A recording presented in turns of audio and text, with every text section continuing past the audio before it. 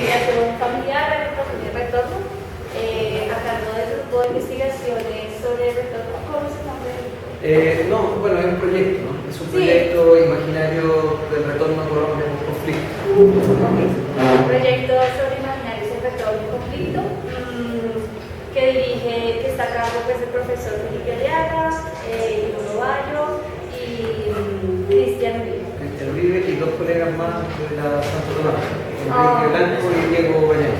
Ok, entonces son... uno es sociólogo egresado, Ah, que es técnico, y Enrique es estudiante de maestría de filosofía de la Santo Tomás. no sabía de Ese detalle. Entonces, la idea del conversatorio es pues, que este grupo de investigación que está haciendo su proyecto, pues más bien, esta investigación, estas personas nos cuenten sobre qué es lo que han encontrado o en qué van en su investigación sobre retorno que tiene que ver pues, con el tema que estamos hablando aquí, que es familia. Entonces, la idea es que el profesor Aliaga va a hacer una presentación inicial sobre pues, el contexto de migración en Colombia. En el mundo de Colombia. Posteriormente vendrán sus compañeros a hablarnos un poco sobre las perspectivas que hay sobre el estudio de la migración y de la idea de familia transnacional, para que posteriormente Bruno Bayo nos va a contar sobre qué han encontrado sobre esta política de retorno en relación a la idea de familia. Entonces, pues damos la bienvenida, muchas gracias por su asistencia y entonces pues, nuestro profesor también. Bueno, gracias Ana Luz por la invitación. Buenos días a todos los compañeros, compañeras. Veo alguna cara familiar que la vi hace un solo día en mi clase. Bueno, yo en pocos minutos voy a hacer una panorámica general de las migraciones en el mundo, en Colombia, y algunos aspectos fundamentales de lo que viene a ser el caso de la reagrupación familiar en España. Sí, tomé el caso porque tenemos que centrarnos en casos que medianamente tienen datos. ¿Sí? El problema de Colombia es que todavía se están sistematizando los datos. Vamos a empezar a ver algunos elementos generales de las migraciones. ¿Sí? Ya sabemos que las migraciones tienen varios elementos. Para empezar, las migraciones pueden ser la emigración, es decir, una persona que sale de un país de origen hacia un país de destino. ¿Sí? La emigración es decir, una persona que sale. Se dice que es un contexto de salida o un contexto de expulsión. En caso de que, por ejemplo, sea una crisis económica, sea una catástrofe natural o sea violencia sociopolítica, ¿no? Por ejemplo, en el caso del conflicto armado, se habla de migración forzada, porque los migrantes salen de alguna manera expulsados del país, no salen por voluntad. Entonces, se habla del proceso emigratorio, del tránsito, es decir, hay migrantes que, por ejemplo, van en tránsito, que van hacia Estados Unidos y que atraviesan, por ejemplo, salen de Centroamérica y atraviesan México. ¿Sí? Hay un tren que le llaman La Bestia, no sé si alguno ha visto algún reportaje, se lo recomiendo, lo pueden encontrar en YouTube, que cuenta toda la historia, un poco la tragedia que viven los centroamericanos cuando se suben a este tren y van sufriendo una serie de accidentes en el transcurso del viaje, de robos, se caen del tren. Es una situación muy dramática la que viven muchas personas que quieren llegar hacia el American Dream, ¿no? Hacia Norteamérica, hacia Estados Unidos, ¿no? Porque México también es considerado el norte ya y el ser de América, ¿no? Por otro lado está la inmigración, que es la llegada a un contexto, ¿no? de destino. Está el inmigrante, entonces se habla, ya sabemos, de migrante, que es la persona que está en tránsito, que va de un lado a otro, del emigrante, que es la persona que sale, y del inmigrante, que es la persona que llega. Y otra categoría que agregamos es la del retornado, ¿sí? La de la persona que desde el país al que fue vuelve al que era su país de origen, ¿sí? Es un retorno. Dentro del retorno puede ser retorno voluntario también, por quien desea volver, o también un retorno forzado, porque las condiciones del país hacen que tenga que regresar nuevamente a su país de origen, del país de destino, valga la redundancia. Entonces, ¿qué pasa con las migraciones internacionales? Fundamentalmente hay varias teorías, ¿no? Una de ellas habla de que se trata de mano de obra, de importación y exportación de mano de obra, por una cuestión laboral. fundamentalmente, si pensamos en los colombianos que se fueron a España o a Estados Unidos, muchos de ellos se fueron por las oportunidades laborales que había en estos países, entre comillas, en desarrollo, ¿no? O con un mayor nivel de ingresos económicos. Por otro lado, se habla de un reclutamiento. Son empresas que empiezan a buscar gente en los países de origen. ¿Sí? Van a buscar gente hacia América, van a buscar gente hacia África, en Asia, bueno, en todos los países donde haya mano de obra, entre comillas, barata. ¿Sí?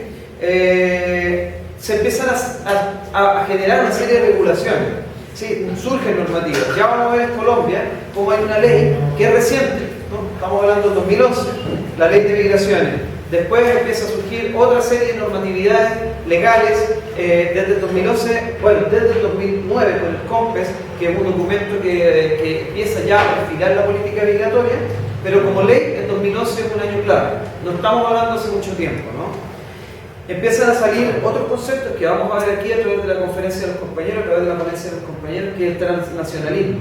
Un tema sumamente en boga en los estudios sobre migraciones. Vamos a ver que esto habla sobre movimientos circulares, ¿no? Es decir, familias que están separadas pero que siguen siendo familias. ¿Sí? El papá en una parte, la mamá en otra parte, los hijos en una parte, ¿sí? Están comunicados a través de Skype, a través de teléfono, ¿sí? A través de distintas redes sociales. Entonces aquí la tecnología juega un rol fundamental. Bueno, ya los compañeros nos contarán un poquito. Por eso hablo de nuevas tecnologías. Las remesas, vamos a ver que la cifra que envían los colombianos que están en el exterior supera los 4.000 millones de dólares al año. Imagínense. O sea, la gente que está en el exterior envía a Colombia 4.000 millones de dólares. Entonces, imagínense el impacto que tiene para el país toda esta diáspora, que se le denomina, es el concepto diáspora. Tenemos también otros conceptos como son la pertenencia, la ciudadanía, el concepto de ser ciudadano, es decir, yo soy ciudadano colombiano aunque no vivo en Colombia, ¿sí? El Estado me protege aunque yo no vivo en Colombia. Por eso surge una ley de protección hacia los colombianos que están en el exterior. Entonces, aquí también hay unas cosas, que es cómo se adquiere la ciudadanía, por nacimiento. Por ejemplo, hay colombianos que tienen hijos en España y ahora son españoles, ¿no? O tienen la doble nacionalidad. Se adquiere por nacimiento, se adquiere por la sangre, ¿sí? Se habla del jus sanguinis y el jus soleil, ¿no? Que son dos conceptos del latín que hablan sobre el territorio o sobre la sangre. Son debates que debemos posicionar también desde la filosofía política hacia la sociología. Otro concepto, la integración. ¿Cómo se integra un colombiano en Alemania? ¿Cómo se integra un colombiano en Estados Unidos? Tiene que aprender el idioma, tiene que estudiar, si es joven, tiene que encontrar amigos, tiene que aprender la comida, tiene que aprender cómo la gente se saluda, cómo funcionan las cosas, ¿no? Entonces no se trata de homogeneidad, se trata de cohesión, ¿sí? Pero a través de la integración. Ya no se habla de asimilación. Este es un tema importante, la asimilación.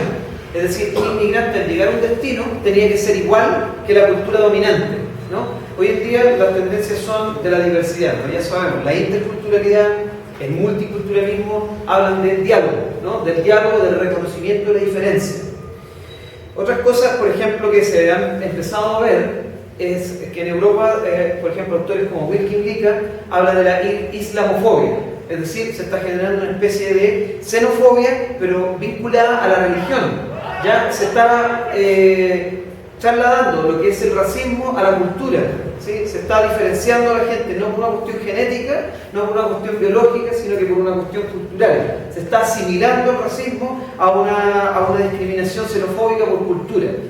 En este caso, en el caso de la islamofobia, por una cuestión religiosa, ya sabemos por qué, ¿no? Han habido atentados y eso hace que un fenómeno que lo causa un grupo pequeño de individuos se pueda generalizar a la mayoría. Así funciona un poco el imaginario, ¿no? Entonces, hay una serie de leyes de convivencia en algunas comunidades autónomas, por ejemplo, en España, en Cataluña, en el caso de Cataluña o en el caso de España misma, se estaba planteando un examen de integración, es decir, saber un poco de la cultura del país, dar un examen. Los inmigrantes reclamaban que lo que se les pedía era más que lo que los mismos españoles sabían. Bueno, se construye una nueva ciudadanía supranacional, pluricultural, es decir, supranacional, por encima de las nacionalidades. Acá en América se habla de la ciudadanía latinoamericana, ¿no? Del ser, si ya Simón Bolívar hablaba de la patria grande, ¿no? De hecho, la ciudadanía, ser ciudadano latinoamericano, ¿no? Más que afiliarse a un solo país, afiliarse a todo el continente. Esto genera solidaridades de grupo y, por supuesto, nuevas identidades. Bueno, este mapa yo se lo presento brevemente para que ustedes vean cómo son los corredores migratorios. Simplemente es una gráfica que nos da el PNUD, o sea, sí, es un documento del PNUD, pero es una gráfica del 2010, donde se ve que en realidad los flujos migratorios mayoritarios, los principales corredores, no están en América Latina, ¿sí? Si se fijan, los corredores van México, Estados Unidos, el único país que podríamos incluir dentro, o sea, el único país de América Latina, y ver la flecha, ¿no? Sabemos que en Estados Unidos en este momento hay aproximadamente 11 millones de inmigrantes en situación irregular, ¿sí? Pero mayoritariamente, fíjense, van de China hacia Estados Unidos, van de Vietnam hacia Estados Unidos, Filipinas, Estados Unidos, Turquía, Alemania, ¿no? Son incluso desde Estados Unidos a Alemania. Hay una flecha ahí bastante suave, gris, desde la India a Arabia Saudita. Esos son principalmente los corredores, ¿no? Ahora, si vemos este otro mapa, que es un poco más antiguo, pero aún así nos demuestra un poco el flujo interno, ¿sí? ¿Por qué? Porque las migraciones son internacionales entre países, pero también dentro de los continentes. Hoy en día la migración latinoamericana es muy fuerte. De hecho, ustedes mismos saben que los colombianos, donde están yendo ahora, es hacia Argentina y a Chile, ¿sí? En Chile hay una gran población de colombianos que se está instalando en las ciudades del norte por el tema de la industria de explotación minera, y en Santiago de Chile por las posibilidades que hayan encontrado. Bueno, yo no profundicé demasiado en el por qué se producen las migraciones, pero uno de los factores son las redes, ¿no? Va una familia, va primero el padre o va la madre. Ojo, las migraciones en este momento en el mundo son con igualdad de género, podríamos decir. Viajan hombres como mujeres casi por igual. Entonces viaja primero uno, viaja el padre, viaja la madre, y después le sigue el resto del núcleo familiar. Es una cosa compartida. Vamos a ver que, si se fijan, desde el 60 al 2010, en estos datos que están acá, vamos a ver que el total de millones de migrantes en el 60, 74 millones, equivalían al 2.7 de la población mundial. Actualmente, en el 2010, 188 millones de personas son migrantes, que equivale al 2.8. Digamos que la población migrante en el mundo se ha mantenido con relativa estabilidad. Se dice que ha seguido creciendo, ¿no? Vamos a ver que, si nos fijamos, América Latina solamente tiene 6.2 millones de migrantes, pero Asia, ¿sí? Y América del Norte, si se fijan, Europa, son flujos migratorios muy altos, ¿no? América Latina no es un continente de una migración tan grande, también hay que considerar la proporción de la población, ¿no? Bueno, otro elemento importante es que migración también se considera al desplazamiento, ¿sí? Piensen ustedes que los desplazados internos colombianos son migrantes, ¿sí? La migración se considera interna del país, migración interna forzada, migración externa forzada o voluntaria. Sabemos que Colombia es el segundo país del mundo en cantidad de desplazados, después de Siria, ¿no? Entonces, aquí hay una serie de otros países como Irak, Sudán, el Congo, Turquía, Nigeria, Somalia, el sur de Sudán, Pakistán, que son países que están con una alta proporción de población refugiada. Esta tabla, que sin duda la hicieron en base a una serie de, bueno, les pongo aquí es una revisión que hizo un autor en el 2012, en base a una serie de estadísticas, plantea una cifra total de 2.119.149 colombianos en el exterior. Solo por mencionar unos datos, ¿cuáles son los principales 4 países?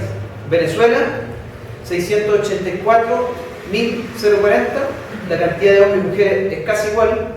Estados Unidos, 636.000 colombianos. España, 373.000 en el 2010. Y Ecuador, 93.000. Sabemos que hoy en día en Ecuador, solamente Ecuador tiene 60.000 refugiados reconocidos por el Estado, ¿sí? Es el país de América Latina, Ecuador, que más refugiados tiene, y en casi un 100% son todos colombianos, ¿sí? Ahora, la Cancillería nos ofrece otras cifras, ¿sí?, que simplemente las justifica de esta manera. El stock, que viene a ser la cantidad neta de personas que están por fuera, en el 2005 decía que habían 3.378.345. Después, en el 2012, 4.700.000. ¿Sí? O sea, estas cifras son mucho más grandes, no sabemos, no están desagregadas por los países, pero se especula incluso que pueden llegar a ser 8 millones de colombianos que están por fuera.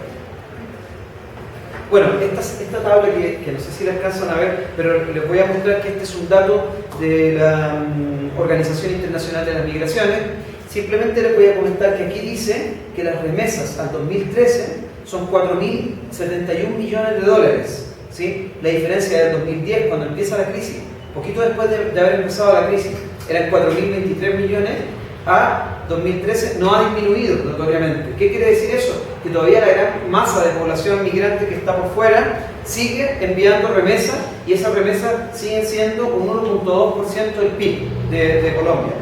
Otro dato importante es que los países a los cuales están migrando los colombianos, mayoritariamente en la actualidad, siguen siendo Estados Unidos y España, ¿no? Siguen migrando hacia España, ¿sí? Ahora, hay un dato importante.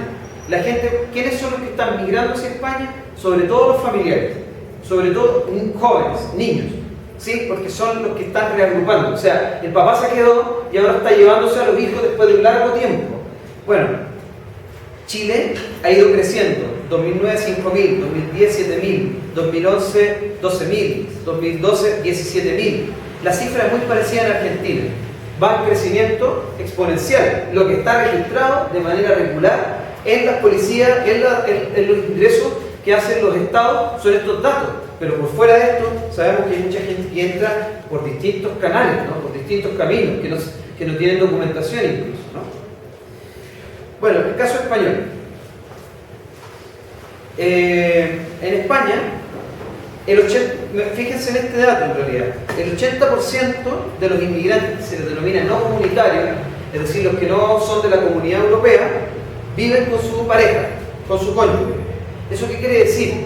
Que el migrante va, ¿sí? Va la mujer, va el hombre, y casi al momento próximo lleva a su pareja, ¿sí? Sobre todo los latinoamericanos, que somos culturalmente muy de familia, ¿sí? O sea, nos cuesta, nos duele, digamos, vivir sin familia, ¿sí? De hecho, es como una noción un poco rara no tener familia.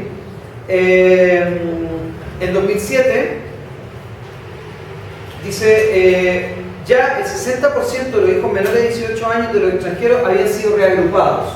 El concepto es, se va el papá, se va la mamá, reagrupación familiar. Vamos a ver cómo funciona esto. ¿Qué supone la reagrupación familiar? Cambio de políticas. Primero, es importante cómo incide en la política pública. Control de flujo, cuántos niños entran, de qué edades, cuántos requisitos. Entonces, en el 2000 se establece una ley donde la reagrupación se establece como un derecho, ¿sí? Algunos requisitos, por ejemplo, ¿cuáles son? Que el papá tenga residencia en el país de destino, obviamente, ¿no? Que el papá tenga una residencia. Se hace una solicitud, hay que tener dinero, ¿sí? Cuestión clave y cuestión discriminatoria también en algún sentido, tener dinero. Tener un alojamiento adecuado, una casa donde la gente pueda vivir en condiciones de habitabilidad. Tener un visado, que el joven en el país, en Colombia, en aquella época, ¿no? Ahora ya afortunadamente para ir a España ya no es tanto el trámite para conseguir una visa, pero había que gestionar esa visa. Y la tarjeta de identidad, son algunos requisitos, ¿no? Vamos a ver un dato interesante. Yo les voy a mostrar acá un dato interesante. ¿Cuál es? Ustedes saben que en el 2008 más o menos empieza la crisis económica en España, ¿no? 2008-2009 es cuando se agudiza. Cae el sistema económico producto de una burbuja inmobiliaria, cae el sector de la construcción, y eso deriva como una especie de dominó en que van cayendo otra serie de sectores productivos. Hay un crecimiento del desempleo que llega casi a un 23% de la población nativa española y próximo al 40% de la población inmigrante. La gracia que tienen los inmigrantes es que pueden hacer de todo, ¿sí? Yo un tiempo soy camarero, al otro día soy plancho camisa, al otro día limpio vidrio, al otro día cuido perros, da igual, el latinoamericano, ya sea de donde sea, en realidad el inmigrante se ajusta, se adapta, ¿no? Crece obviamente el mercado económico sumergido, ¿no? El mercado laboral sumergido. ¿Qué sucede? Que si se fijan, acá hay un pico en el 2005 donde hay 700.000 permisos de residencia, ¿no? Que es porque en ese año el gobierno colombiano, el gobierno español lo que hace es regularizar a una gran cantidad de personas inmigrantes que estaban en situación irregular. Una cuestión importante que yo les quiero dejar como dato es que en las migraciones no se habla de inmigración ilegal, ¿sí? Ilegal, ese es un concepto mal utilizado. ¿Por qué? Porque no existe la persona ilegal. Es decir, no hay un individuo ilegal por sí mismo. No existe esa noción. No puede ser un delito una persona. Se habla de inmigración irregular porque están cumpliendo con una falta en una normativa, no directamente en la ley, es una normativa. Bueno, vamos a ver que a pesar de la crisis económica, la proporción de población que va teniendo permisos de residencia desde el 2008 no decae tanto, es decir, sigue siendo en 2012 223.000. ¿Sí? Ahora, comparativamente, también se mantiene estable por motivos familiares. Quiere decir que gran parte de los permisos de residencia son para los familiares. Son para los hijos o son para los hijos que nacen en España. Hay muchos colombianos que tuvieron hijos en España y esos hijos ya con el tiempo fueron españoles, ¿no? Bueno, otro importante elemento es que empiezan a haber stocks, es decir, se empieza a controlar el ingreso ya, ¿no? En España no están desagregadas, no se sabe muy bien, incluso se creó un imaginario de que las familias iban a saturar el sistema del estado del bienestar en España, ¿sí? ¿Por qué? Porque se suponía que iban a llegar muchos viejos, por ejemplo, ¿no? ¿Sí? A reagrupar familias iban a traer a los abuelos, pero en realidad la proporción de la cantidad de personas adultas mayores no supera el 3%, son muy pocos, ¿no? De esa manera es importante en cualquier contexto migratorio investigar a qué tipo de inmigrantes se está digamos, reagrupando, ¿sí? Si son los hijos, de qué edad. Imagínense el campo de investigación que hay aquí en este momento para saber a qué se está dedicando cada familia o mismo el retorno, que es de lo que vamos a hablar ahora.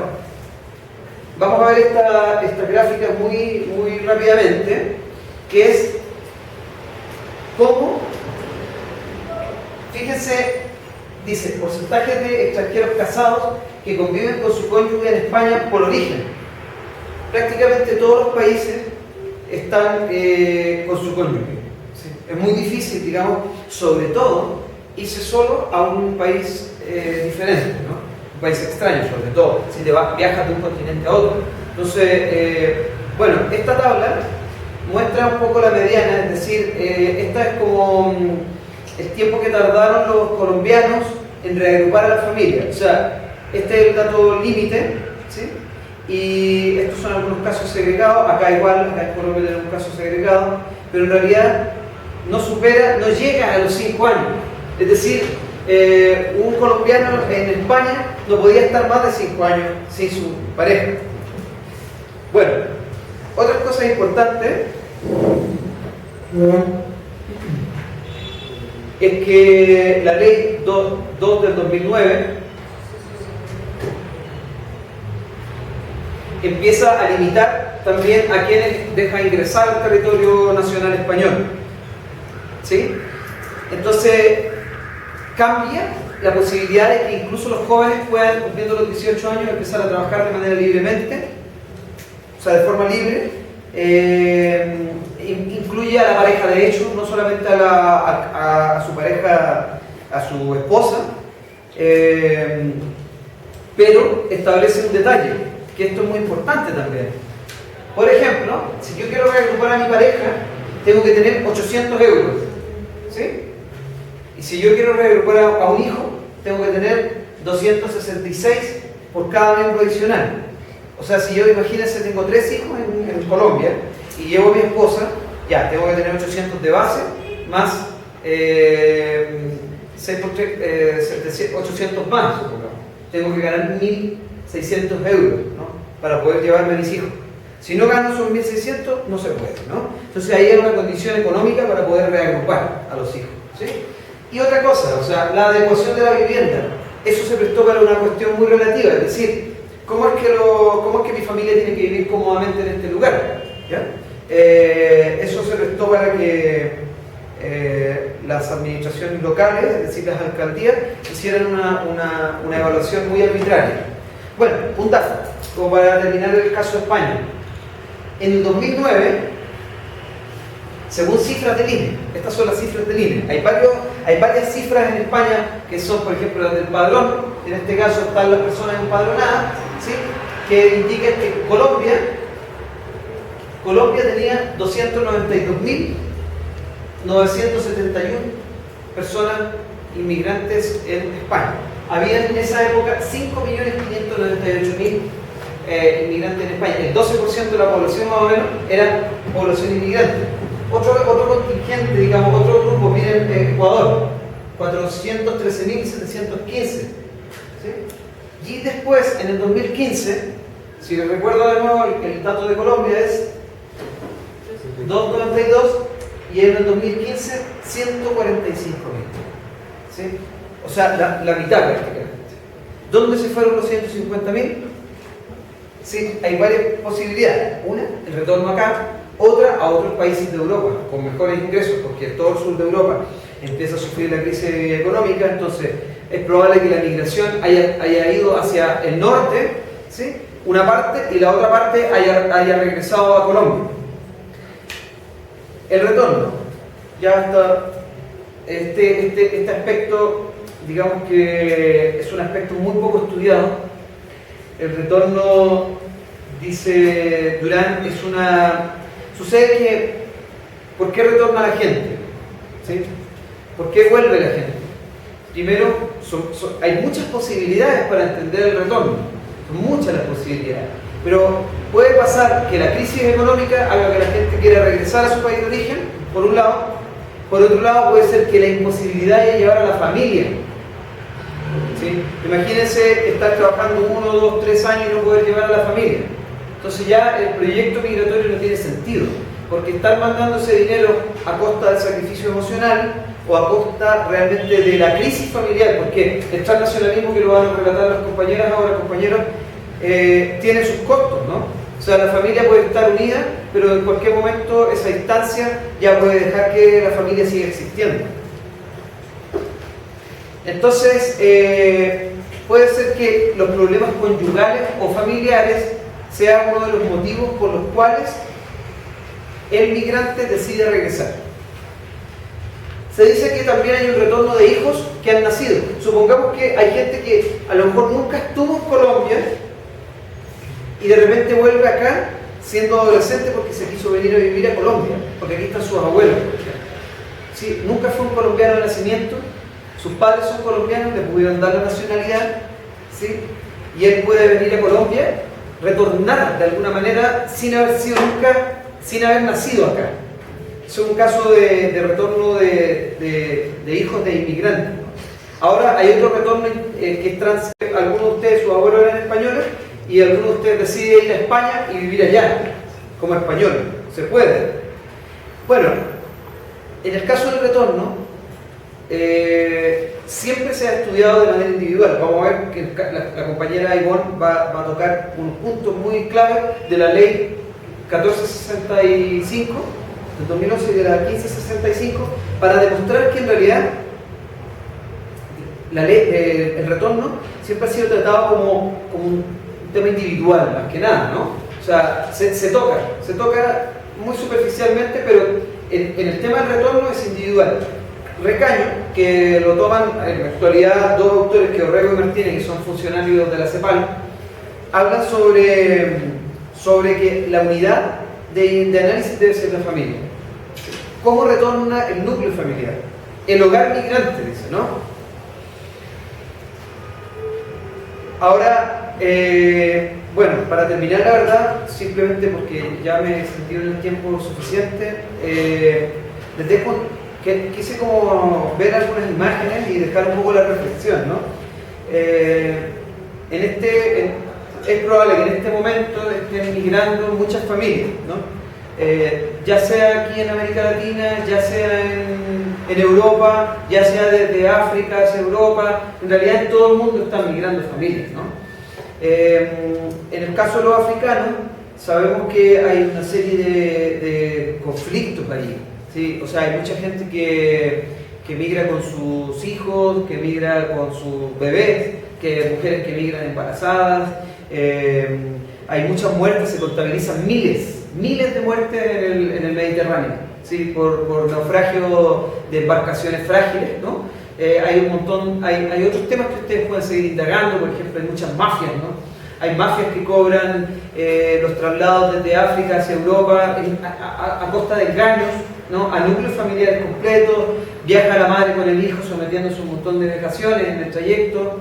Entonces sabemos que ahora la crisis en Siria está afectando gravemente a la familia. O sea, si ustedes miran, hacen un recorrido en el Google, por ejemplo, yo seleccioné un par de imágenes solamente, gran cantidad de imágenes de familias migrantes, ¿no? O sea, vamos a ver que en Grecia hay varios campamentos en este momento recibiendo migrantes sirios porque se les está reteniendo, ¿no? Estamos hablando de campamentos de 5.000 personas que apenas tienen para comer, que apenas tienen para vestirse, que apenas tienen lo suficiente para subsistir, ¿no?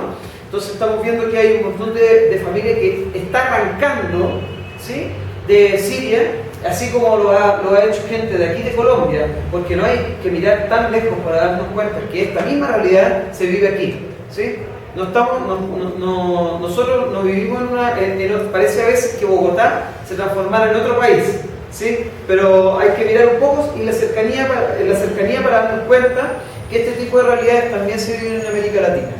Entonces, dejarles un poco la reflexión de que hay mucho que pensar en el tema de la sociología de la familia, en torno a familias migrantes, sobre todo con migraciones forzadas, lo que es el exilio de las familias, ¿no? Lo que son los procesos psicosociales de las familias, lo que son los procesos de restauración, el trabajo con los niños migrantes internos, ya sean los desplazados dentro de Colombia, ya sean los que están siendo expulsados, ¿no? Entonces, yo por lo menos me quedo hasta aquí y les doy las gracias, dejo el paso a los compañeros y después hacemos una ronda de preguntas por si hay, ¿no? Sí. Entonces, no sé si quieren los compañeros.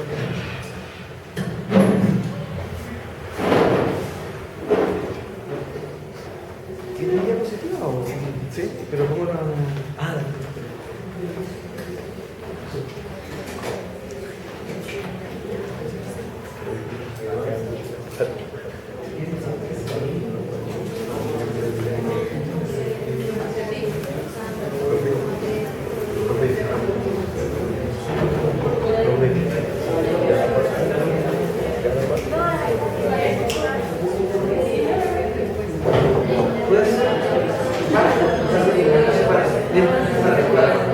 Lo que decía el profe sobre el concepto de migraciones y pues Catalina va a hablar un poco sobre las perspectivas y la Federación Nacional.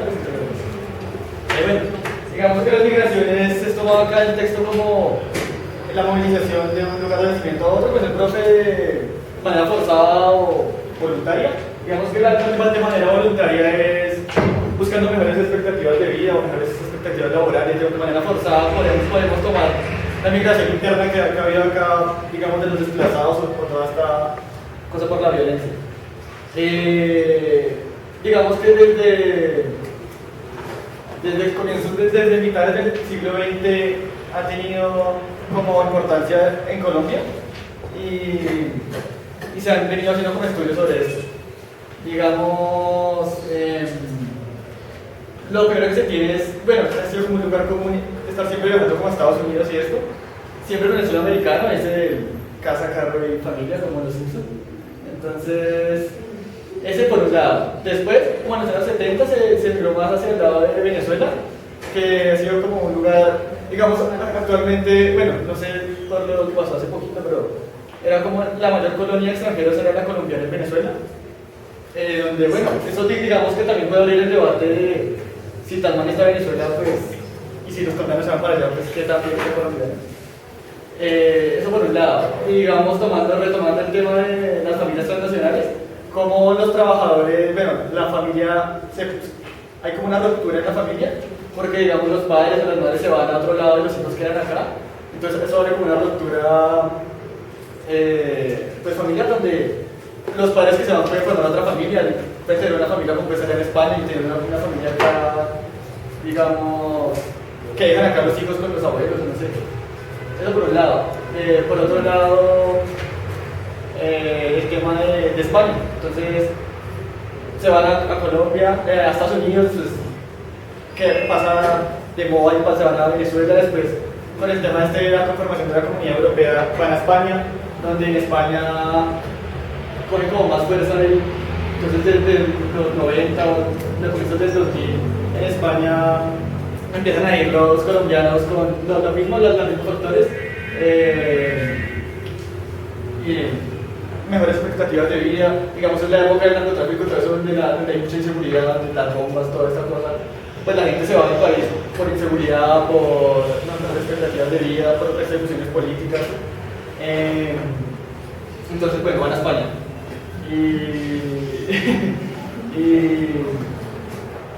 Y digamos, hay una gran cantidad de éxodo hacia allá. Más o menos en 2005 hay una cifra que habla de más o menos el 5% de la población española es inmigrante colombiana, o sea, es un gentío tremendo. Teniendo en cuenta eso, otra vez retomando lo de las familias transnacionales, pues el tema de, bueno, digamos que a España últimamente ha sido más la cantidad de mujeres que se han ido, lo cual se denomina como la feminización migratoria, creo que es exacto. Creo que se han ido más mujeres para allá con el tema donde caen como en cuenta no sé, toman conciencia como de la diferencia de estar allá solas porque se van creciendo en un campo entre familias, dejan por un lado el patriarcado que hay acá, digamos, una familia nuclear como tal, rígida, se van a dar cuenta ya de otras dinámicas de familia en Europa. El tema de los hijos de las migrantes, donde tienen que dejarlos solos un montón de tiempo, tienen que entrar en nuevas dinámicas donde además digamos, una característica de las mujeres que se van para España, para otros países es la de ser como estar en estas tareas como domésticas y estas cosas, donde pues prácticamente el niño en la casa queda solo y entran otras dinámicas de familia que acá no se verían. Bueno, ahorita Catalina va a hablar de las otras perspectivas más teóricas. Yo, como no pudimos hacer la actividad, yo traje como unas hojas donde muestro una perspectiva, digamos, más no tan rígida de migración, sino una perspectiva alternativa de personas que se van no con la idea de conseguir un mejor empleo, sino solo irse del país porque no les gusta. Otra perspectiva alternativa. Bueno, hablando de los enfoques de migración y familia, en la literatura se hablan de cuatro, es decir, el neoclasista, el enfoque económico, que principalmente este enfoque lo que trata es porque las familias, o personas principalmente no trata familias, sino trata a una persona en especial, por qué se va. Y aquí mencionan mucho el tema del mercado negro, donde los inmigrantes, el precio que pagan por ellos económicamente para un trabajo es mucho menor al que se puede estar pagando por una persona nacional del país. El estructuralista principalmente nos habla como de un enlace que se puede dar entre el crecimiento de capital y las diferentes perspectivas de pensamiento crecer como culturalmente y como en crítica a este planteamiento nace el estructural nacional, la transnacionalidad, que esto ya trata más al tema familiar. Los anteriores no toman completamente la familia, sino toman más principalmente los enfoques de una persona, de un solo miembro de la familia. La transnacionalidad ya nos habla más de cómo una persona se integra dentro de otro país, que era lo que mencionaba el profesor, del tema de la cultura, de la adaptación a la religión, de cómo adaptar todo su eje que tenía principalmente en su país, volverlo como propio también en países amigos, por decirlo así. También la transnacionalidad nos menciona el tema de la economía, también lo menciona mucho, y ahí mencionan el tema de las remesas, que vuelven los países se vuelven un gran enfoque dentro de la economía del país. También menciona un poco, buscando, encontré que también menciona esto, el tema, ahí nacen ¿cómo se llaman? Como las colonias de colombianos, porque las personas buscan un entorno en el que se sientan Asociaciones, ¿no? asociaciones donde se sientan como de acuerdo, se sientan integrados, por decirlo así. Ya, totalmente. También digamos que tocar el tema esas asociaciones que se hacen entre los colombianos. Han habido como muchos choques culturales, digamos, en el sur de Sudamérica, donde en Chile, digamos, en Antofagasta, que encima hay mucho colombiano, y los choques con los chilenos es mucho porque por racismo, hay xenofobia. En Argentina es lo mismo porque hay muchos. Es otra mirada, digamos, de la familia porque son los hijos los que se van a Argentina, digamos, por el tema de la educación, que es como más gratuito y todo eso, entonces se van. No es la ruptura de los padres se van a conseguir trabajo, sino los hijos se van a estudiar. Otra forma de solo una aporte. Lo que pasa es que probablemente en Colombia, o sea, a Chile ha ido a personas de Colombia de la costa, ¿sí? que culturalmente, incluso dentro de Colombia, son diferentes, ¿no? O sea, los bogotanos y los costeños tienen diferencias. A Chile, sobre todo a la zona norte, es una zona muy, por decirlo, agreste, ¿no? Muy dura, ¿sí? Porque es verano todo el año ahí, la zona de las minas casi que no hay mucha naturaleza, no hay mucha vegetación, es una zona muy difícil, la gente se dedica fundamentalmente a las labores de la minería y, claro, en esa zona no hay negros, no había negros, ¿sí? En Chile prácticamente se registra históricamente muy poca población negra. De hecho, cuando en Santiago de Chile llegan los negros, que son principalmente, primero, haitianos, cuando fue el terremoto en Haití, brasileños, y empiezan a aparecer los negros de Colombia, ¿sí? Esto genera un trastorno y todo un conflicto de comprensión de por qué pasan estas cosas, ¿no? ¿Por qué la gente se mueve? ¿Por qué de repente empiezan a llegar? ¿No? ¿Por qué? O sea, ¿qué pasó en Colombia para que la gente se tuviera que ir?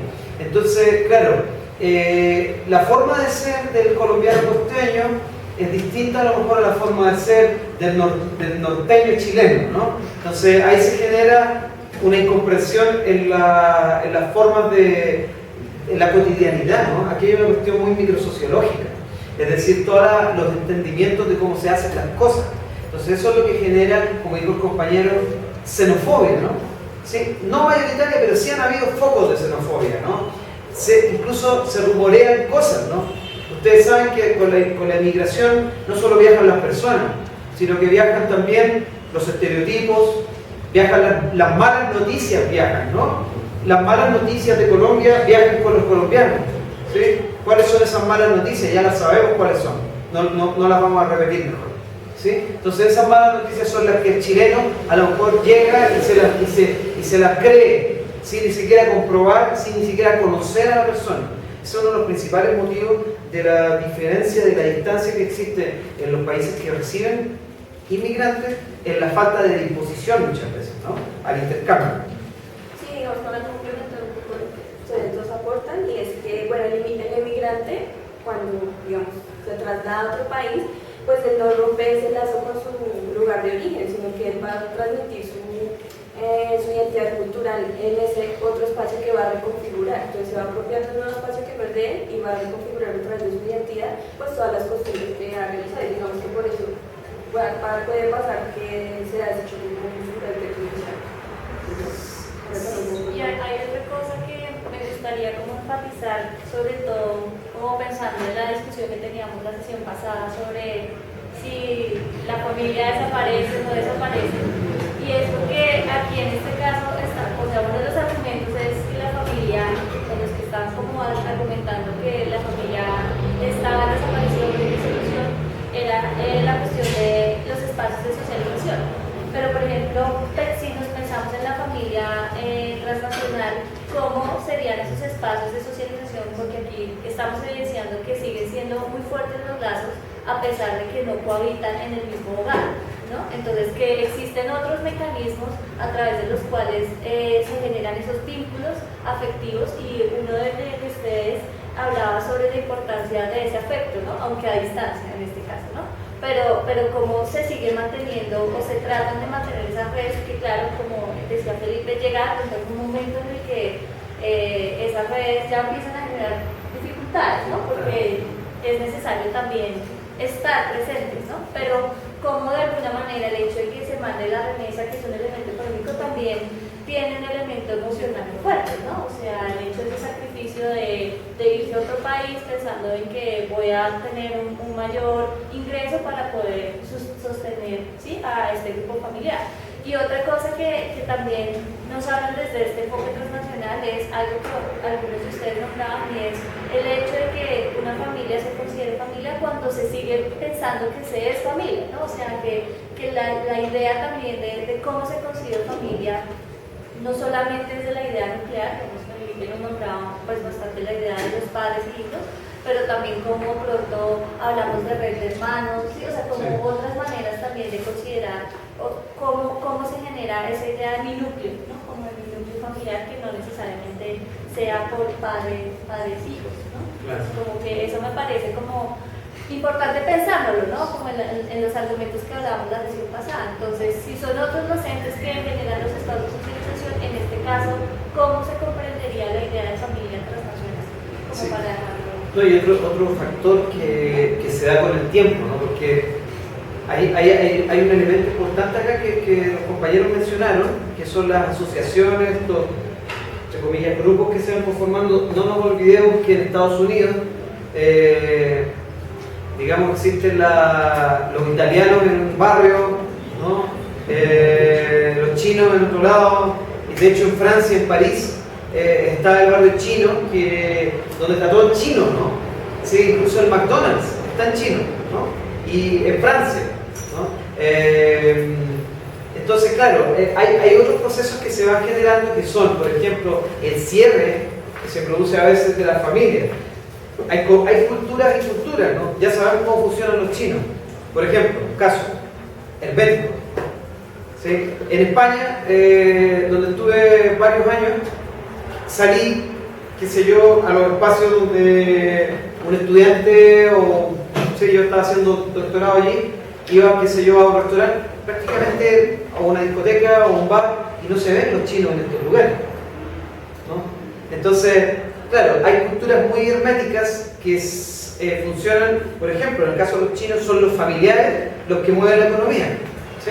O sea, supongamos que quieres hacer un negocio, no piden préstamo, ¿no? El dinero se lo prestan entre ellos, ¿ya? Se mueven redes comerciales, redes de negocio entre los mismos familiares. Cuestión muy interesante. También otra cosa que sucede es que, claro, la manera de sentirse que eres parte de un contexto es recrear lo que tú tenías en tu sociedad de origen, ¿sí? O sea, la comida, por ejemplo, ¿por qué los restaurantes chinos están en todos lados? Los chinos trabajan en sus propios restaurantes.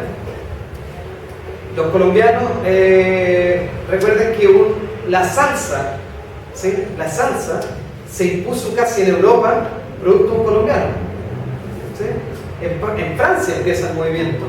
¿Sí? Y de hecho, la movida latina que hay en Europa en estos momentos, y que muchos alemanes, que muchos escoceses quieran bailar salsa, es producto de todo este influjo cultural que se ha llevado hacia allá, ¿no? Entonces, claro, el espacio de las asociaciones es un espacio de encuentro, de diálogo, de recuperación de valores identitarios de la sociedad de origen, de mantención, de resistencia, podríamos llamar, ¿no?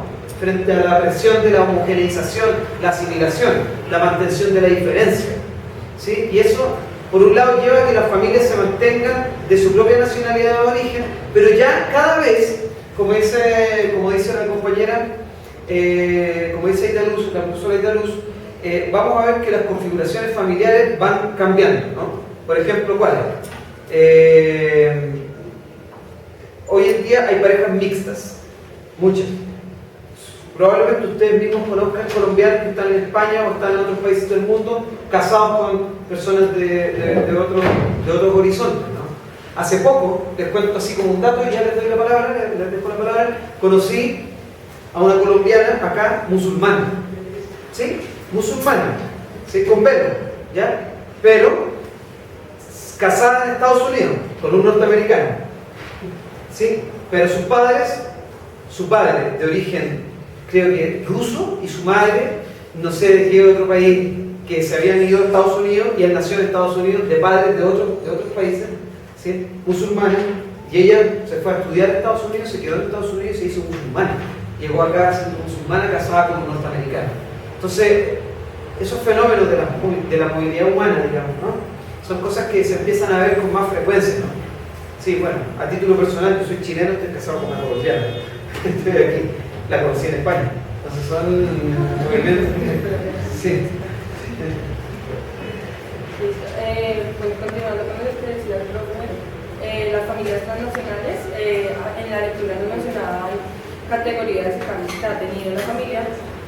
Para diferenciar principalmente, toca tener en cuenta mucho el tema de diferencia de familia y hogar, que era lo que mencionaba la profesora la vez pasada, que familia es tener vínculo consanguíneo con otra persona, hogar es un lugar, un espacio donde conviven personas con vínculo consanguíneo o no. Hay diferentes tipos de hogares, en la lectura mencionaban el compuesto, donde hay familia, donde todos son familia, nuclear, donde solo están los padres y hijos, el extenso, donde solo están padres, hijos y primos, tíos O personas no familias, y los monoparentales, que son solo los padres, hogares de solo los padres, y los biparentales, con ambos progenitores dentro, y el recompuesto, que es el que menos se menciona, que es el de, digamos, tus hijos, los hijos tuyos, los míos y los nuestros. Es donde hay un lugar donde hay varios hijos de diferentes matrimonios. También nos mencionaba un poco cómo se ha ido dando el cambio de los roles de las mujeres y de los hombres dentro de la familia.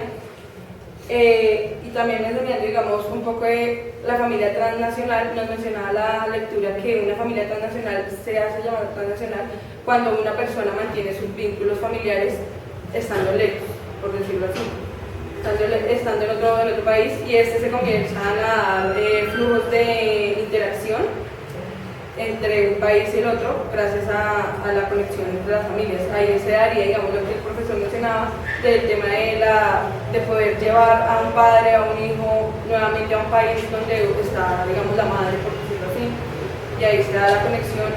También nos menciona un poco de estas familias, las redes que comienzan a tener, que las mantienen, digamos, por temas por comunicación, por redes sociales, por comunicación, por el tema de las remesas, que ahí mencionaban con el tema de las remesas que por medio de estas también se puede ejercer un poder para, o sea, como un poder sobre los hijos, digamos, de las madres sobre los hijos, desde la distancia, que es un poco difícil también. Sí, es como demostrar que están como preocupados por eso. Sí, Solo quería hacer un comentario. En España salió hace algunos años atrás un libro que se llama Madre desde el locutorio, ¿sí? O sea, el locutorio se le llama centro de llamado, a los centros de llamado. Es impresionante cómo el centro de llamado puede ser un espacio, qué sé yo, donde se une un montón de personas, porque uno entra en algunas ciudades grandes como puede ser Madrid, Barcelona, y los centros de llamado están llenos de personas de todo el mundo, llamando, qué sé yo, a la India, llamando a Latinoamérica, de todos los países. Y en todas las paredes, por ejemplo, están las tarifas para todo el mundo, ¿no? Y qué sé yo, además de haber tarifas, hay ficheros con eventos, festivales interculturales, venta de empanadas, venta de arepas, qué sé yo, datos de contacto para hacer cuidado de niños, todos los tipos de empleo. El centro de llamado se transforma como un nodo de comunicación para la familia transnacional, porque ahí hay internet, hay computadores, hay cabinas telefónicas, y habitualmente los dueños de los centros de llamado son inmigrantes también, ¿sí? Son inmigrantes, habitualmente son inmigrantes, por ejemplo, de la India, de Pakistán, que fueron los que se les ocurrió el negocio, ¿sí? En general está lleno, ¿no? En las grandes ciudades, en las grandes capitales europeas, está lleno de centros de llamado que además ofrecen otras cosas a algunos. Por ejemplo, dentro del centro de llamado está Western Union, ¿sí? Para mandar dinero, ¿sí? Para mandar dinero. Entonces el centro de llamado se transforma en un lugar de recurrencia permanente de muchas familias que van allí. Incluso es común ver gente adentro del centro de llamado socializando, como ahora, como te he ido, qué sé yo, se encuentran dentro del centro de llamado personas que se ven permanentemente llamando a sus familiares de allí. Son espacios de socialización tan particulares, ¿no? Que uno no lo logra como imaginar, pero se dan producto de este tipo de fenómenos. No, pero para terminar un poco sobre el tema del género de las migraciones, digamos, con esto de las remesas, digamos, cambia el rol del hombre que siempre que aporta a la casa y todo eso, digamos, si la mujer está en otro país y es la que manda el dinero o lo que sea, pues también, digamos, rompe esa línea patriarcal que se tiene. Y además, un poco controlando esto de la red social y todo eso, como que acorta un poco ese aislamiento que se ha dado. También en el tema de género, mencionan cómo las mujeres y los hombres ven muy diferente el tema de la migración. Y también se mencionaba un ejemplo que es muy del eje cafetero, donde la mujer sí es la que migra, el hombre siempre, ella no va a tener poder sobre el hombre dentro de su mismo tipo, o sea, el hombre puede tener acá nuevas mujeres, nueva familia, y la diferencia que tiene la mujer estando acá en Colombia, por decirlo, y el hombre siempre que migra, cómo mantiene un control dentro de ella, desde los vecinos, amigos, familiares, y manteniendo siempre como esa mirada sobre ellos, que es la gran diferencia que mencionaron ahí, principalmente en temas de género. Sí, que ahí habría que hacer el marco, digamos, que no es solamente porque reciban el dinero, claro, o sea, ayuda a que tenga un nivel, digamos, de decisión económica, pero no quiere decir que por ello del todo vayan a estar exentas, digamos, de lo que tú explicas, o sea, cómo socialmente también se sigue manteniendo una mirada sobre, bueno, pilas, como cuáles van a ser las conexiones que va a hacer con otras personas, y en el caso de la mujer, ¿sí? Mientras que para el hombre, en el caso, sobre todo de la región antioqueña, que es en cifras internas, la que también tiene un alto índice de migración, ¿no? O sea, respecto a otras regiones, no tiene ese nivel como de imposición social, ¿sí? Sobre la fidelidad, ¿sí? Que para la mujer sí lo habría. Y ahora, Felipe, pues como completando lo que tú decías sobre los centros de llamado aleatorio, bueno, como distanciando un poco del caso colombiano, pensaba en los casos que habitan actualmente en Latinoamérica, concretamente pensaba en el tema de Cuba, o sea, en dos cosas, cuando hablabas de los flujos internos dentro del tema latinoamericano, y como, por ejemplo, desde Ecuador ha venido siendo un corredor, ¿no? Como para llegar a Estados Unidos. Y cómo pues Ecuador ha tenido que cerrar su frontera, o sea, su política migratoria para que digamos, de ir tanto cubanos, porque ellos tienen la frontera abierta, o sea, que ellos sí. Eso pues como dentro de las migraciones comunitarias. Y que en ese sentido, digamos, ha habido mucho tránsito de, digamos, en este caso, cubanos hacia arriba, así como en Colombia también, que pasa un poco lo del tren, ¿no? O sea, no es la figura, pero sí como esos corredores ilegales, ¿no? Regular, sí. Regulares, pues irregulares, que en este caso sí es el tránsito, o sea, Sí, el tránsito sí es, sí no es regular. Y la otra cosa, con lo de los centros de llamado, que dice en particular la comunicación, que es muy distinta, ¿no? Y ese es un tema muy controversial ahora con la visita, por ejemplo, del presidente, es como se ha hecho énfasis en la importancia de la comunicación para la reagrupación familiar, ¿no? Entonces, cómo se utiliza también ese espacio de necesidad de comunicación y de contacto, ¿sí?, con su familia para poder reagrupar. Y eso, digamos que en el caso de este país, pues no existe estos espacios tan, de manera tan oficial. He tenido la oportunidad de estar allá y lo que uno ve es las personas en las calles, porque ahora hay unos puestos de Wi-Fi, ¿sí?, que antes no había, eso fue hace el año pasado, en Cuba, ¿sí?, donde la gente va a estos espacios y puede tener acceso a internet, bueno, con unas restricciones porque no todo el mundo tiene para pagar esa conexión, que más o menos son $2, que eso para un cubano es mucho, digamos, si ganas solamente en peso cubano. Y tú ves como la importancia de la gente o la emoción que tienen cuando uno ha hablado con sus abuelos o sus padres o sus hermanos hace mucho tiempo, ¿no? Entonces, como estos vínculos, esto que hablamos de que los hace ser familia, ¿no? O sea, como que se sigue manteniendo ese sentido de pertenencia, y lo que hablaba también igual, ¿no? O sea, la pertenencia social que hace que haya, aunque no haya, digamos, una presencialidad física, sí se mantenga esa red, o sea, ese sentido de pertenencia y que lo más cercano es la familia, aun cuando ha habido conflictos, digamos, internos dentro del grupo, pero que es como el grupo donde yo me siento perteneciente a, o lo que de pronto me genera algún tipo de vínculo. Es que, bueno, o sea, la familia, o sea, los hijos son los hijos, ¿no? O sea, son muy pocos los padres que abandonan a los hijos, que dicen, bueno, quizás no tampoco, ¿no? ¿Sí? Pero sí, digamos que el proyecto migratorio es como una especie de misión, ¿sí?, como una misión. Es decir, hay una negociación familiar donde uno de los integrantes dice, vamos a buscar mejores expectativas, porque aquí, si nos quedamos, o si no se va uno, vamos a pasarlo mal, ¿no? O sea, qué sé yo, corremos el riesgo de incluso... Entonces, se toma la decisión de parte de uno de los miembros de la familia de partir, ¿sí?, pero con todo el dolor de lo que significa la partida, ¿no? De una partida que no es la de un estudiante que va a hacer una maestría, la de una persona sola, que dice, bueno, me cansé de vivir aquí, me voy a vivir a otro lado, me voy a ir mejor allá, ¿no? Sino que es alguien que deja su círculo más querido, ¿no?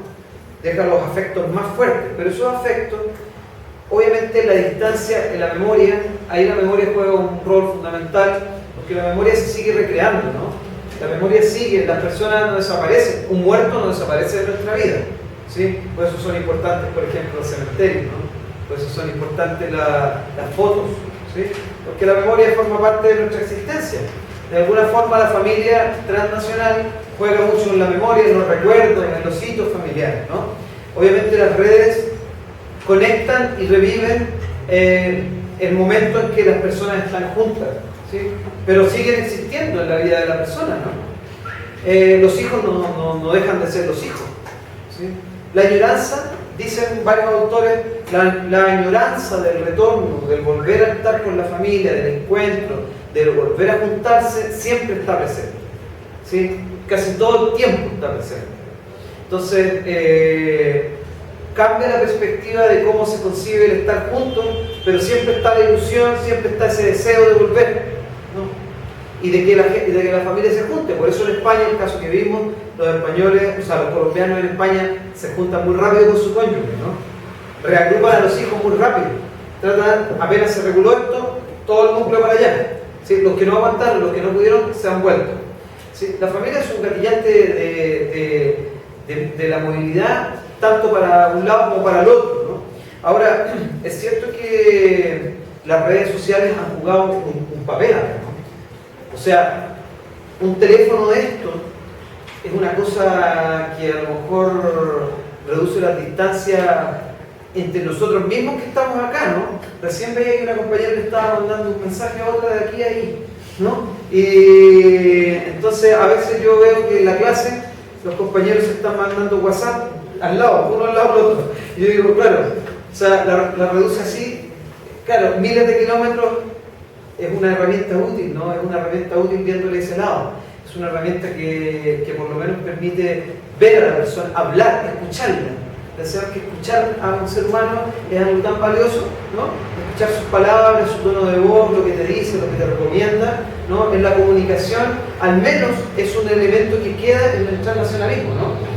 Y sin duda primero fue el teléfono, después fue el Skype, después fue el Facebook, ahora es el Twitter y un montón de otras herramientas que hay disponibles para poder ver, por lo menos ver, no tocar, ¿sí? Para poder ver a alguien, ¿no? A la distancia. Entonces, claro, efectivamente Cuba, por ejemplo, no le queda otra, ¿no? Y no le va a quedar otra que seguir abriéndose hacia las tecnologías, ¿sí? Porque si no está atentando contra las emociones de las familias transnacionales, ¿no? ¿Sí? Y de hecho la tecnología se ha abaratado, afortunadamente, y han surgido, por ejemplo, si ustedes van a Europa, decenas de compañías telefónicas que venden tarjetas telefónicas donde te venden 500 minutos, por ejemplo, por 10 euros, ¿no? 500 minutos de llamadas telefónicas. Entonces la gente anda con su tarjeta, la mete en el teléfono y llama y habla y habla y habla y habla. Porque la comunicación no dejamos de pensar que es vital, ¿no? Para la existencia de las personas. ¿Sí? No sé si podríamos cambiar. Siéntese. ¿No? Ah, de pie. Vale. Soy auxiliar de investigación del proyecto de migración, retorno y postconflicto. Bueno, básicamente el proyecto inició en febrero. Bueno, en la primera fase, que ya pues estamos culminando prácticamente, es el análisis de la ley 1465 y la ley 1565 de 2012.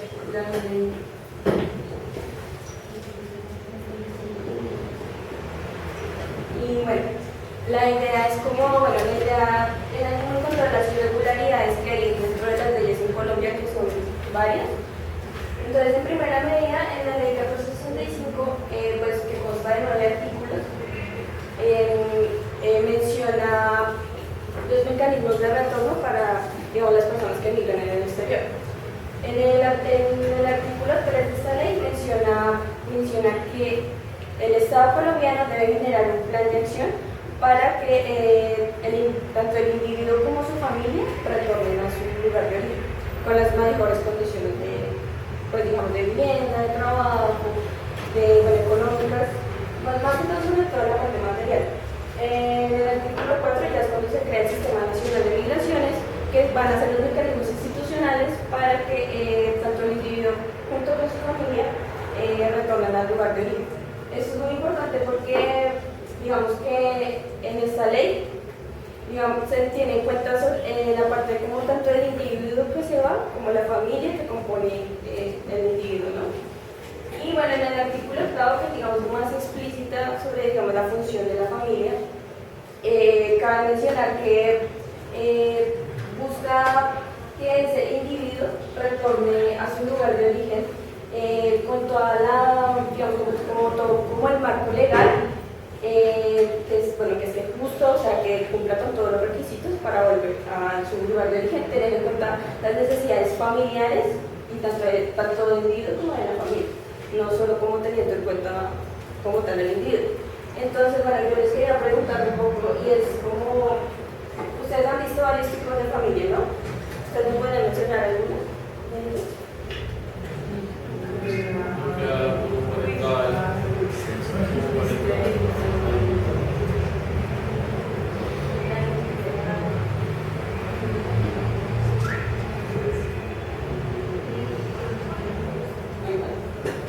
Bueno,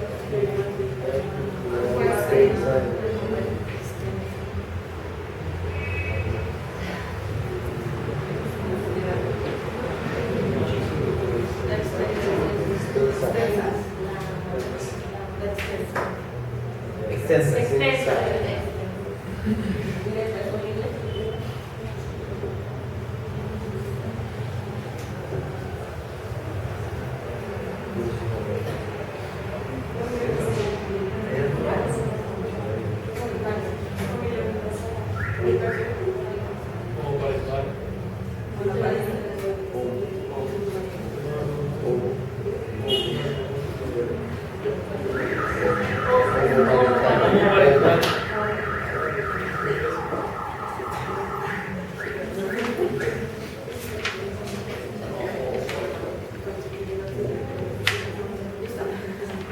Bien, entonces, Hay otra más. Mixta.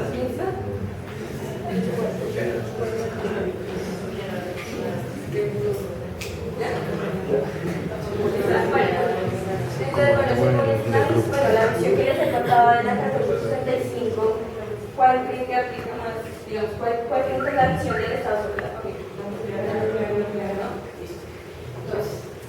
Entonces, ahí tiene la ley.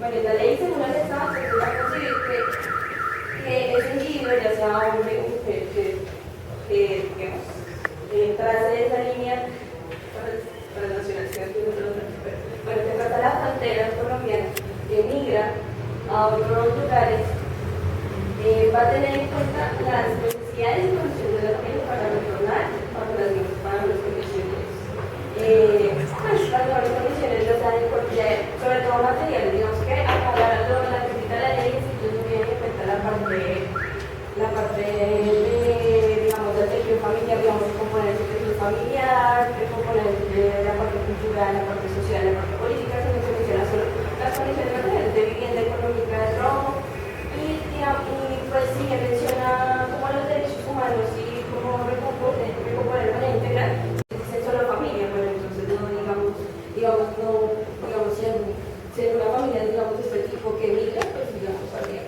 no especifica cómo sería el trato con este tipo de familia, ¿no? Bueno, entonces ya después en el 2012 nace la ley 1565 del 2012. Bueno, aquí explica 4 tipos de retorno. ¿Cómo se llama la ley? 465, no, o sea, se llama plan de retorno. No, la 1465, la ley de migraciones. La ley de migraciones, Sí. y esta es la ley de retorno. Entonces, acá en esta ley explica los 4 tipos de retorno. Entonces están el retorno humanitario, digamos a causa de que, digamos, se fue del país por causas del conflicto armado, que es el retorno. El segundo es el retorno productivo, que yo me voy a hacer mi maestría y vuelvo.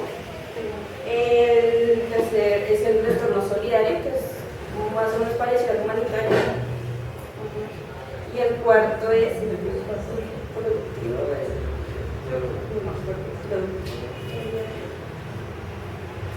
Entonces, es el trabajo. Son los 4 tipos de retorno. El retorno solidario, el humanitario por causa especial, el retorno laboral y el retorno productivo. Sí, perdón, la ley 1465 se denomina así, por la cual se crea el Sistema Nacional de Migraciones y se expiden normas para la protección de los colombianos en el exterior, del 29 de junio del 2011. Y la 1565, por medio de la cual se dictan disposiciones, se fijan incentivos para el retorno de los colombianos residentes en el extranjero. Se le conoce, más bien abreviado, como la 1565, la ley del retorno de los colombianos en el extranjero, abreviado. Y la ley 1465, la que crea el Sistema Nacional de Migración. Se le conoce así para que la asocien rápido a 2 cuestiones. Una es el Sistema Nacional de Migraciones y el otro es el retorno.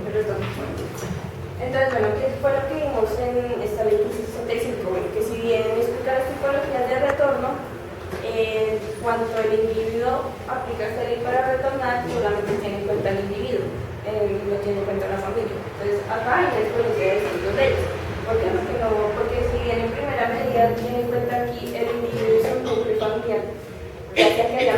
esta familia no, acá no la tiene ni la menciona. Es más, ni siquiera está ni menciona eso. Entonces hay una incoherencia en estas dos leyes porque la 1565 dice, bueno, estos son los 4 tipos de retorno, usted va a usar el mecanismo del Sistema Nacional de Migraciones, va a usar el mecanismo, va a usar una ruta para volver, pero pues en ningún momento menciona que digamos, vamos a proteger a su familia, vamos a recoger a sus hijos que también están en el extranjero y los vamos a volver, sino no, pues solamente usted aplica y... No, y hay una incoherencia que también la ley se aplica solo a mayores de 18 años. ¿Sí? Entonces deja por fuera a los niños, ¿no?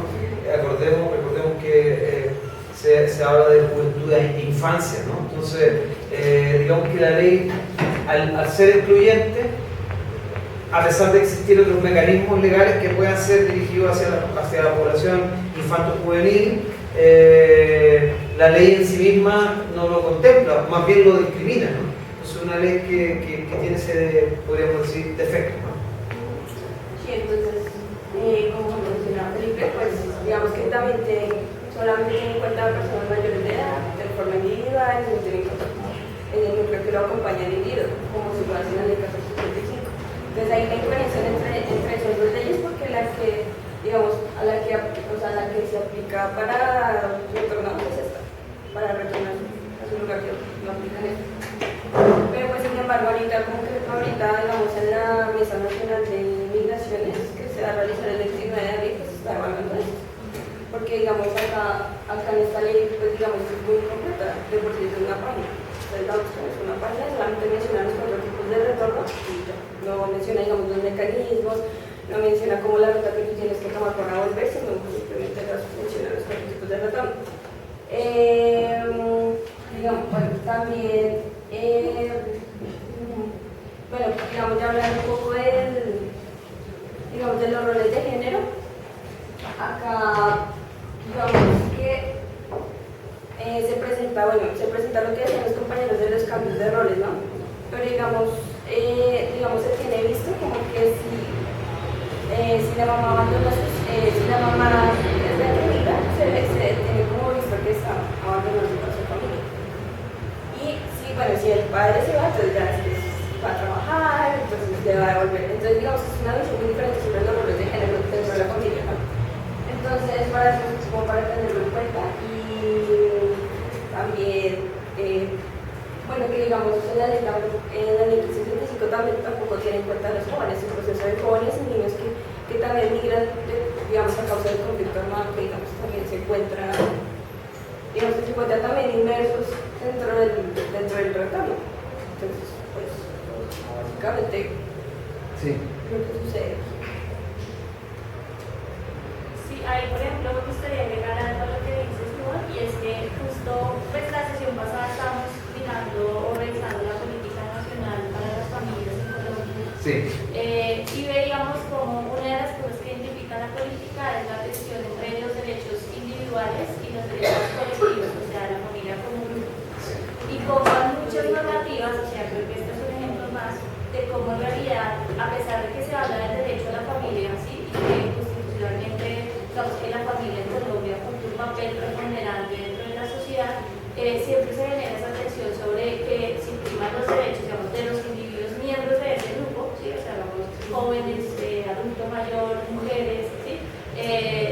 Y no, digamos, como un grupo, ¿sí?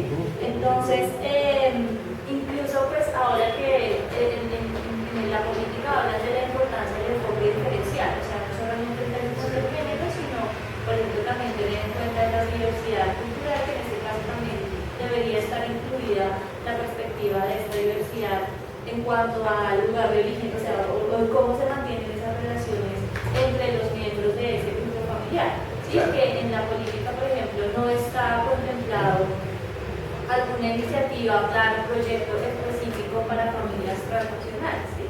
Y es curioso porque en la política todo también se enfatiza cómo prima el derecho, digamos, si se pone derecho a la familia versus el derecho de los demás miembros, el derecho, digamos, de los niños, prima, ¿sí? De hecho, ha sido uno de los argumentos para, por ejemplo, contravertir la adopción de personas del mismo sexo a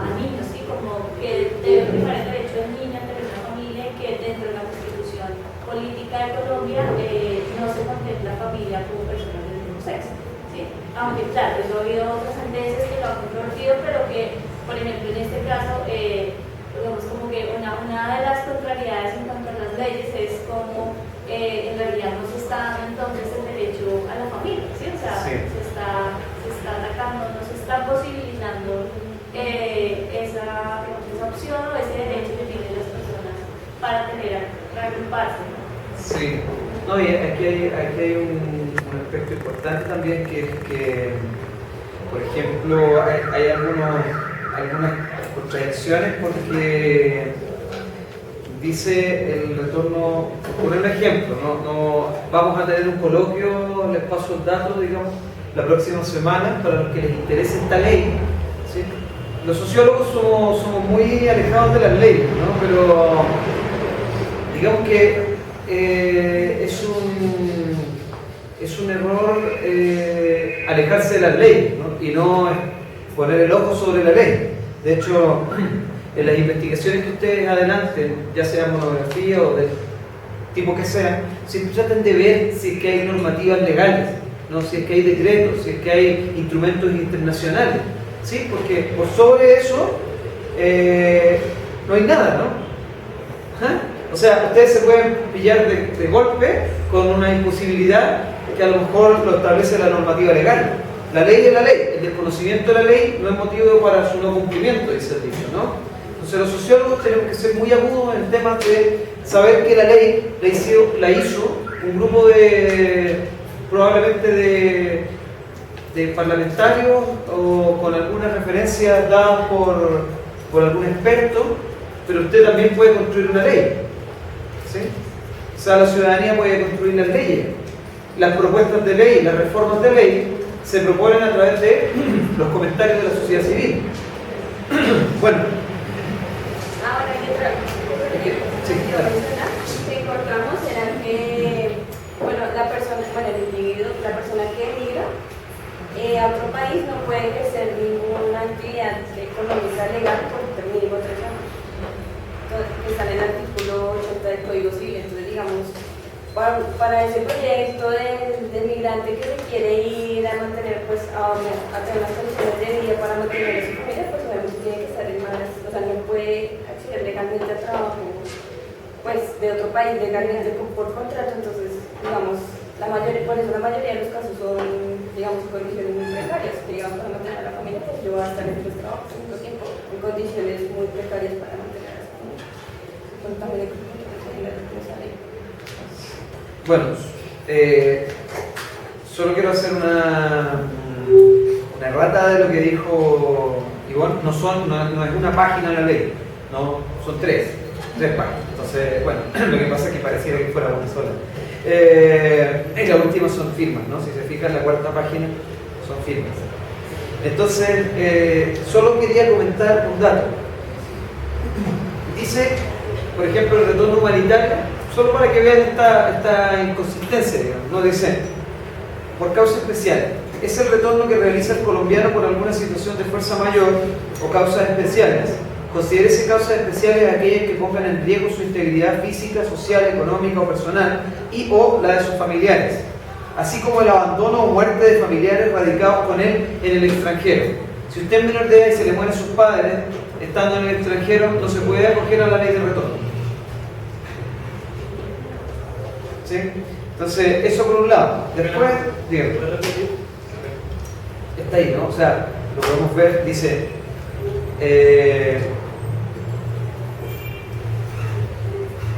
es el retorno, el humanitario por causa especial. El retorno que realiza el colombiano por alguna situación de fuerza mayor. Ya. O causas especiales. Considérense causas especiales aquellas que pongan en riesgo su integridad física, social, económica o personal o la de sus familiares, así como el abandono o muerte de familiares radicados con él en el exterior. O sea, además que este inciso, digamos, está muy ambiguo, ¿no? ¿Qué se entiende por fuerza mayor? ¿Qué se entiende por causas especiales? Causas especiales que pongan en riesgo integridad física, social, económica o personal. ¿Cómo evaluamos eso realmente en una persona? ¿Cómo evaluamos, por ejemplo, ¿quién evalúa esto, no? Una ley, el tema de la ley, yo les dejo abierta la puerta para ustedes como sociólogos poner el ojo en estas cosas, porque las leyes se transforman en programas, en acciones concretas del gobierno. Cada ley, en determinada manera, ya sea en género, ya sea en trata de personas, ya sea en cuestiones mercantiles, cada una de esas leyes debe transformarse, debe traspasarse a acciones concretas, a rutas gubernamentales, así como obviamente a rutas de la sociedad civil, ¿no? La gente, debemos respetar ciertos criterios que están en la ley, las prohibiciones, las obligaciones, ¿no? De alguna manera son nuestras responsabilidades estar en concordancia con la ley y con la Constitución. Pero cuando empezamos a ver estos vacíos en las leyes, estas ambigüedades, ¿no? Hay por ejemplo, en un decreto sobre esta ley que salió, por ejemplo, de este caso, si están hablando de menores de edad, y acá habla, por ejemplo, incentivos sobre la situación militar para los varones que van entre 18 y 25, no cumplidos, ¿sí?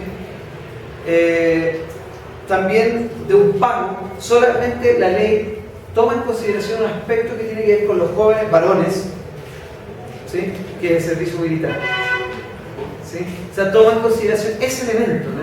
Que tiene que ver con el tema de la inclusión en las Fuerzas Armadas. Entonces, es una ley que, en términos muy concretos, yo les decía, la vamos a presentar el 13 de abril.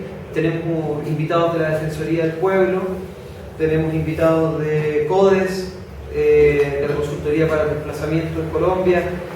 Vamos a hacer un grupo no muy grande, pero que vamos a discutir un poco la ley, ¿sí? En base a nuestros análisis.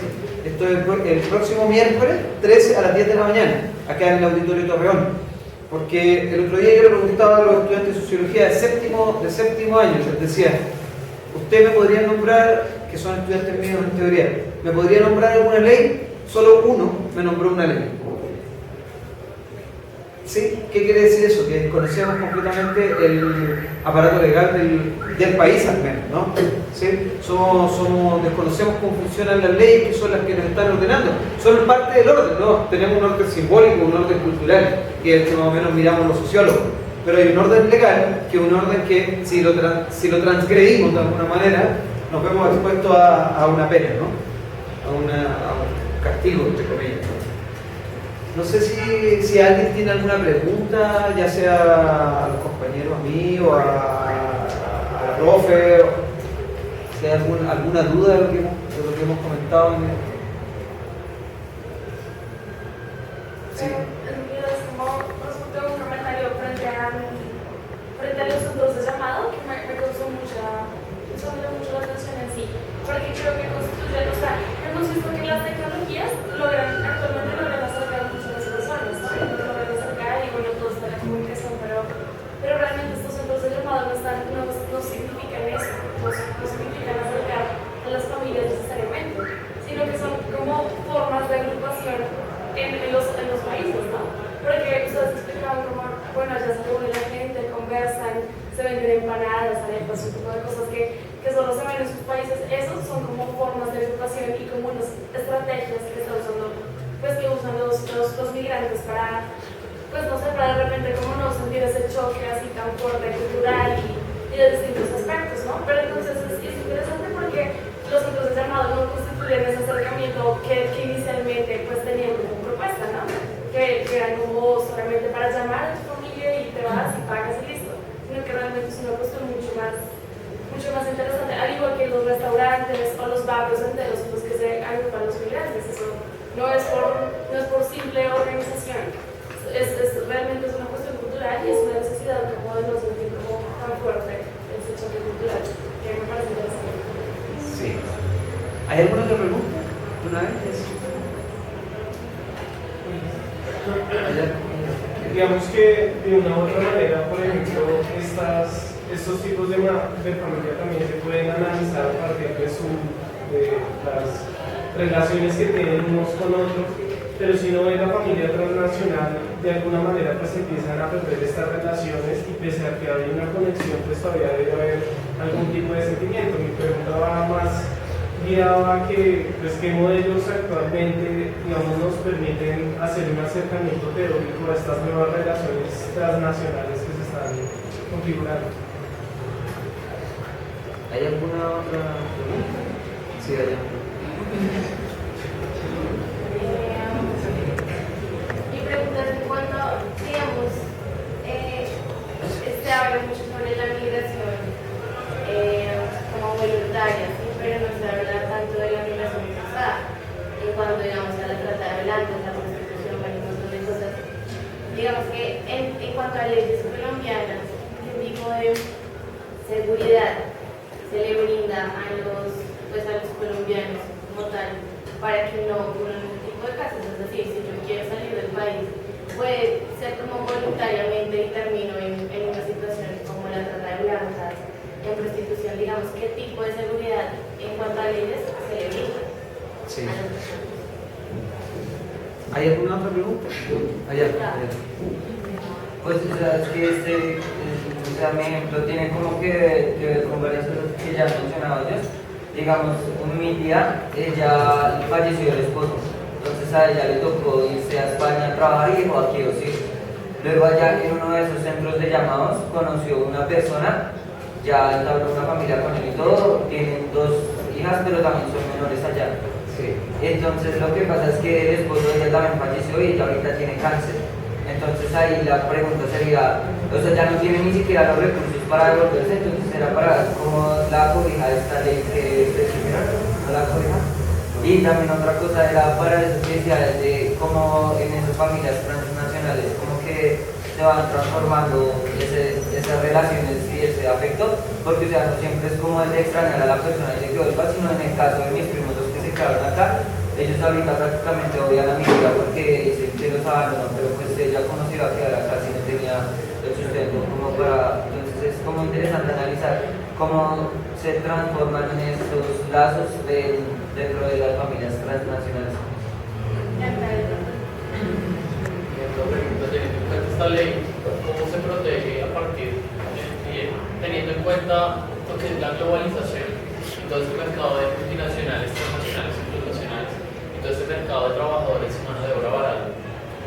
¿Cómo esta ley cobija a los trabajadores colombianos que van a otro país, entran en una división social del trabajo, pero la división social del trabajo se ve afectada por el hecho de que estas transnacionales y multinacionales claramente prefieren pagar una hora de mano transnacional que nacional? Y como esta ley acobija a un colombiano en el momento en que llega a participar en estas multinacionales, pero realmente sus prestaciones sociales y sus salarios por esa mano de obra, por ese trabajo que está realizando, realmente no están adecuados para una dignidad laboral. ¿Alguna más? ¿O ya? Bueno, respondo yo y después respondo así un poco a todas las preguntas, porque, bueno, por un lado, sí, lo que dice la compañera, el centro de llamado es un fenómeno, ¿no? Es un fenómeno que emerge producto de la inmigración. Es una oportunidad de negocio que vio también muchas veces